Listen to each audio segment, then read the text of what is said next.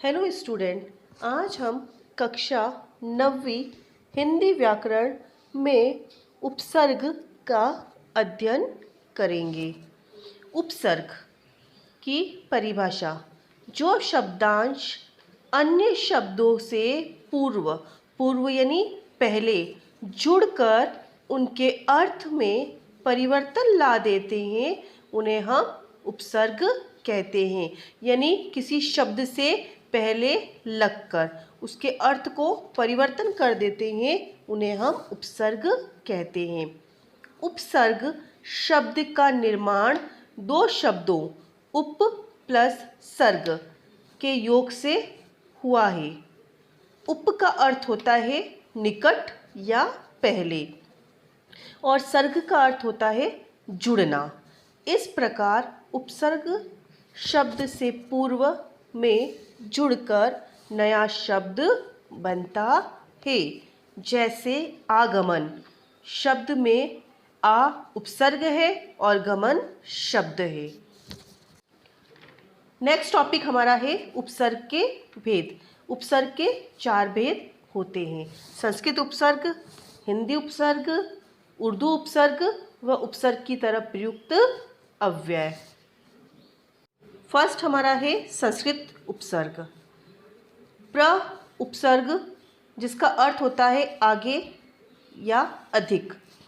इसके उदाहरण है प्रगति, प्रबल, प्रचार, प्रयोग।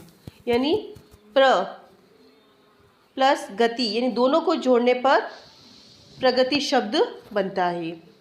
दूसरा उपसर्ग हमारा है पर जिसका अर्थ होता है दूसरे। उदाहरण है इसके पराधीन, परोपकार, परमार्थ। नेक्स्ट हमारा है अप जिसका अर्थ होता है बुरा। उदाहरण है इसके अपमान, अपयश, अपवाद, अपराध, अपहरण, अपकार।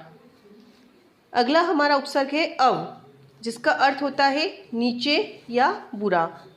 उदाहरण है इसके अवगति, अवनति, अवरोह, अवगुण। नेक्स्ट हमारा है अनु जिसका अर्थ है पीछे या समान। अनुकरण उदाहरण है इसका अनुरूप, अनुवाद, अनुशासन, अनुचर। नेक्स्ट हमारा है नीय या नीर भी लिख सकते हैं इसको हम, जिसका अर्थ होता है बिना। उदाहरण है इसके निर्धन, निर्दय, निर्दोष, निर्वास और निरादर। नेक्स्ट हमारा है दुर जिसका अर्थ है बुरा, दुर्गम, दुर्बल, दुर्दशा, दुर्दिन। नेक्स्ट उपसर्ग हमारा है वि जिसका अर्थ है अलग या विशेष।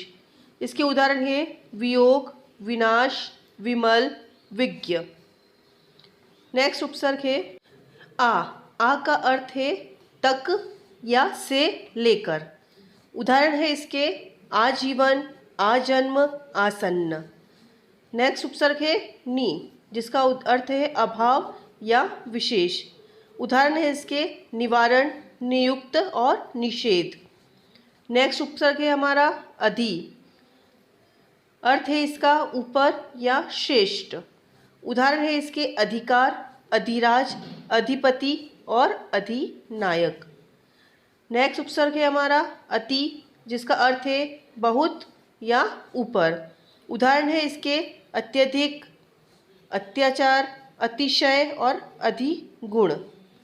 नेक्स्ट उपसर्ग है सु का अर्थ है अच्छा। उदाहरण है इसके सुपुत्र, सुयश, सुयोग, सुलभ। नेक्स्ट उपसर्ग है हमारा उत्त जिसका अर्थ है ऊपर। उदाहरण है इसके उत्पादन, उत्कर्ष, उत्सर्ग और उत्तम। अगला उपसर्ग हमारा है अभी का अर्थ है सामने। उदाहरण है इसके अभिमुख, अभिप्राय, अभियान और अभिमान। अगला है उपसर्ग हमारा प्रति जिसके अर्थ है हर दिन, हर एक और एक विरुद्ध। उदाहरण है इसके प्रत्यक्ष, प्रतिकूल, प्रतिकार, प्रत्येक, प्रतिक्षण और प्रतिदिन। अगला उपसर्ग हमारा है परि का अर्थ है चारों ओर। उदाहरण है इसके परिक्रमा, परिमाप और परिभाषा। दूसरा हमारा उपसर्ग है हिंदी उपसर्ग। अ उपसर्ग अर्थ है इसका नहीं। उदाहरण है इसके अमोल, अताह, अछूत और अचेत। अगला है अन, जिसका अर्थ है नहीं। उदाहरण है इसके अनबन, अनहोनी, अनपढ़, अनमोल। अगला उपसर्ग हमारा है अध। अध यानी आधा। उदाहरण है इसका अध खिला, अध कचरा। अगला उपसर्ग है हमारा ओ, जिसका अर्थ है बुरा। ओ गुण, ओ घट और औरस। अगला उपसर्ग हमारा है भर, जिसका अर्थ है पूरा। उदाहरण है इसके भरपेट, भरसक और भरपूर। अगला उपसर्ग हमारा है कु, जिसका अर्थ है बुरा।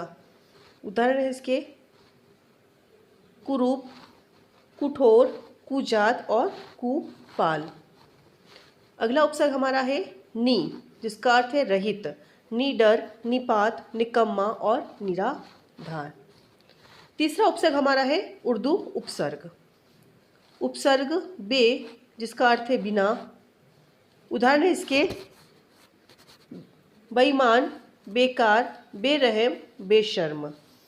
अगला है हमारा ना, जिसका अर्थ है नहीं। उदाहरण है इसके नापसंद, नालायक, नापाक। अगला उपसर्ग है ला, जिसका अर्थ है नहीं और बिना। उदाहरण है इसके लाइलाज, लाजवाब और लापरवाह। अगला उपसर्ग है कम, जिसका अर्थ भी कमी है। उदाहरण है इसके कमज़ोर, कम वक्त और कम उम्र। नेक्स्ट उपसर्ग हमारा है बद। बद का अर्थ है बुरा। बदनाम, बदनसीब, बदसूरत। अगला उपसर्ग है खुश, जिसका अर्थ है अच्छा। खुशबू, खुश दिल, खुश मिजाज। नेक्स्ट उपसर्ग हमारा है हम, जिसका अर्थ है साथ का। उदाहरण है इसके हम वतन, हम पेशा, हम राही। अगला उपसर्ग है सर, जिसका अर्थ है मुख्य। उदाहरण है इसके सरपंच, सरकार, सरताज। नेक्स्ट उपसर्ग हमारा है गैर, जिसका अर्थ है नहीं। गैर हाजिर, गैर मुल्की और गैर ज़रूरी। नेक्स्ट उपसर्ग हमारा है दर। दर का अर्थ है मैं, दरअसल, दर हकीकत, दर किनार। नेक्स्ट उपसर्ग हमारा है उपसर्ग की तरह प्रयुक्त अव्यय। अ उपसर्ग, जिसका अर्थ है अभाव। उदाहरण है इसके अचेत, अखेत और अभिन्न। दूसरा उपसर्ग हमारा है कु, जिसका अर्थ है बुरा। कुपुत्र, कुसंगति, कुप्रथा। अगला उपसर्ग है स। स का अर्थ है सहित, सहर्ष, सपरिवार, सकुशल। अगला उपसर्ग हमारा है चित्त, जिसका अर्थ है देर। चिरंजीव, चिरकाल, चिरस्थायी। अगला उपसर्ग हमारा है अंतर, जिसका अर्थ है मध्य। उदाहरण है इसके अंतर्राष्ट्रीय, अंतर्द्वंद, अंतर्देशीय। अगला उपसर्ग हमारा है पुरा, जिसका अर्थ है प्राचीन। उदाहरण है इसके पुरातन, पुरातत्व और पुरावस्था। अगला उपसर्ग है पुनः, जिसका अर्थ है फिर। पुनर्जन्म, पुनरुक्ति, पुनर्विवाह। अगला उपसर्ग है हमारा अलम। अलम का अर्थ होता है सजाना। उदाहरण है इसके अलंकार, अलंकृत और अलंकरण।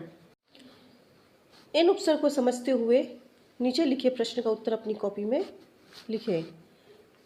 प्रश्न 1, नीचे दिए गए उपसर्ग को मिलाकर 3-3 शब्द लिखिए। अनु, अप, अति, अव, अधि, अभि, अध, नि, निय, पुरा, सर, कु, सत और गैर।